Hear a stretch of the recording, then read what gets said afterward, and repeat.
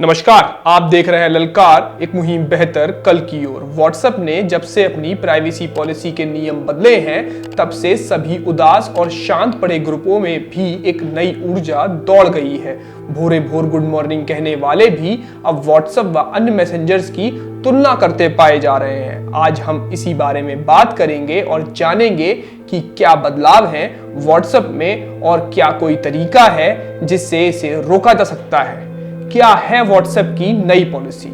वैसे तो व्हाट्सएप आपके निजी संदेशों को नहीं पढ़ सकता है क्योंकि वे एंड टू एंड इनक्रिप्टेड होते हैं, लेकिन वो आपके फोन के मॉडल, ओएस, बैटरी की स्थिति, सिग्नल की शक्ति, समय क्षेत्र, आईपी पते आदि के बारे में डेटा एकत्रित कर सकता है। साथ ही साथ वे सज्जन जो व्हाट्सएप का उपयोग भुगतान और लेन देन में करते हैं, उनके अकाउंट का नंबर, बैलेंस, लोकेशन की जानकारी भी अब व्हाट्सएप अपने साथ एकत्रित कर फेसबुक और इंस्टाग्राम ऐप से साझा कर सकता है। और फेसबुक और इंस्टा जैसे ऐप इसका उपयोग पर्सनलाइज ऐड करने के लिए उपयोग कर सकते हैं। एक उदाहरण से समझते हैं।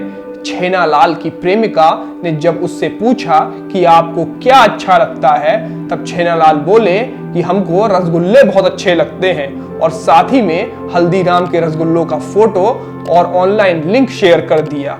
ऐसे में WhatsApp message end to end encrypted होने की वजह से ये तो नहीं पढ़ सकता कि छेनालाल को क्या अच्छा लगता है, लेकिन उसने जो लिंक और फोटो शेयर की है वो जरूर देख सकता है।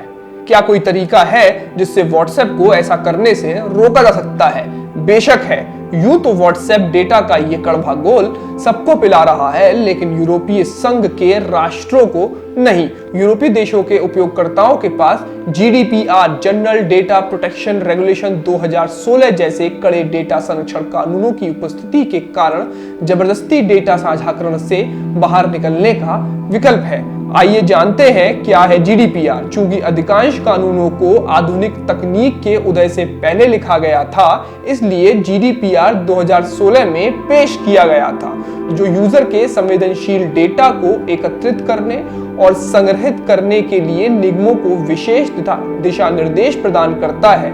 यह यूजर एक्सपीरियंस को बढ़ाने के लिए किसी भी अनावश्यक या अतिरिक्त डेटा को इकट्ठा करने के लिए संगठनों को प्रतिबंधित भी करता है।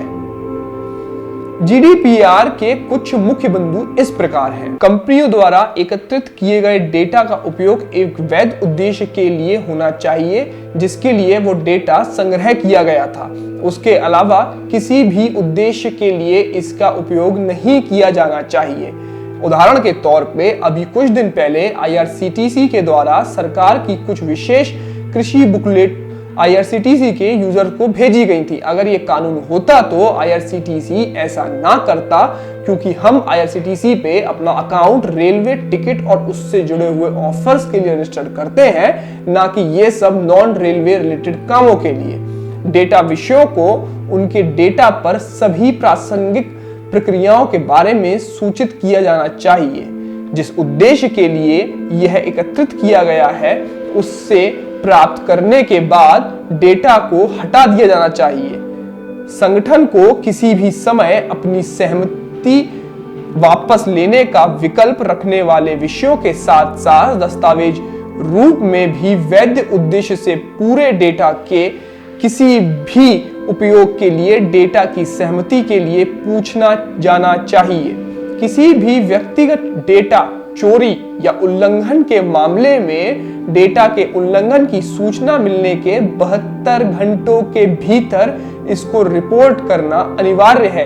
यह कानून यूजर डेटा के संग्रह पर महत्वपूर्ण प्रतिबंध लगाता है। यह उपयोगकर्ताओं के हितों की रक्षा करता है, उपयोगकर्ताओं को उनके डेटा पर महत्वपूर्ण नियंत्रण भी देता है, और इन सब नियमों का उल्लंघन करने पर 1 करोड़ यूरो यानी तकरीबन 90 करोड़ रुपए का जुर्माना भी लगाया जा सकता है।